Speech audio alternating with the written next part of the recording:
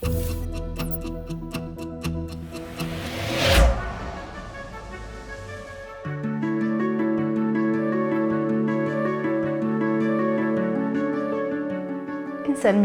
jiena Stefani Sammut, kuratriċi ġewwa l-Mużew Nazzjonali tal-Istorja Naturali, u llum se nkunu qegħdin nitkellmu fuq wieħed mill-eżemplari favoriti tiegħi ġewwa dan il-mużew.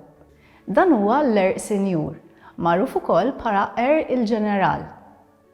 Personalment inqis lil dan l-eżemplari bħala ġewra naturali minħabba rarità tiegħu ġewwa l-pajjiż tagħna, kif ukoll minħabba l-konnessjonijiet storiċi li għandu mal-Gżejjer Maltin, fejn fi żmien il-Kavallieri kien jintuża bħala duwa għal pazjenti u nies li kienu morda b'xi alimenti li kienu relatati mad-demm. Dan l-eżemplari li qegħdin naraw qudiemna kien ukoll wieħed mill-ewwel xogħlijiet li kelli bħala kuratriċi fejn jiena ppreservajtu ġo likwidu biex isir parti mill-kollezzjoni nazzjonali.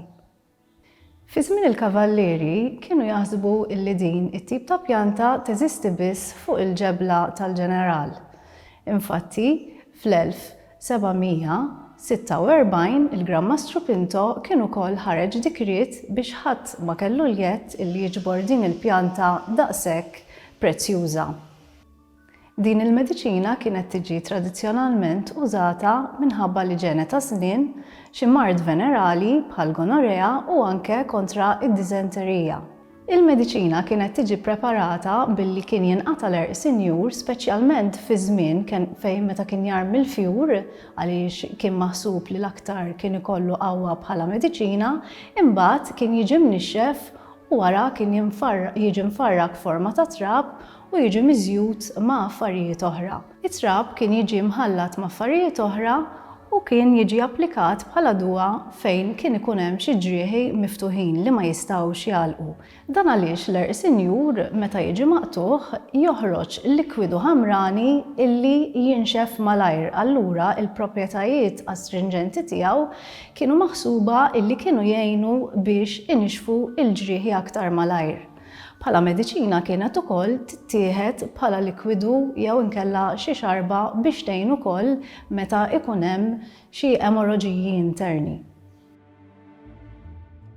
Fatt interessanti hu illi għal xi żmien kien ukoll jintuża bħala kontraċettiv u n-nisa wkoll kienu jilbsuh bħala pendent għaliex kienu jaħsbu illi jġib ir-risq. Minħabba l-kulur tiegħu ħamrani x'aktarx ukoll kien jintuża bħala kulur biex jagħti il-kulur aħmar lit-tessut. Il-Gran-Mastru Pinto kien poġġa s-siesa id-dwejra biex ħadd ma jkollu aċċess lejn din il-ġebla. Minħabba l-fatt illi kien maħsub illi dan il-Erq tal-Ġeneral kien jinstab biss fuq din il-gżira. Kien hemm offa prekarja li kienet tħalli persuna biss illi tmur mid-dwejra għal ġodin il-ġebla fejn wieħed permess speċjali seta' jiġbor din il-pjanta.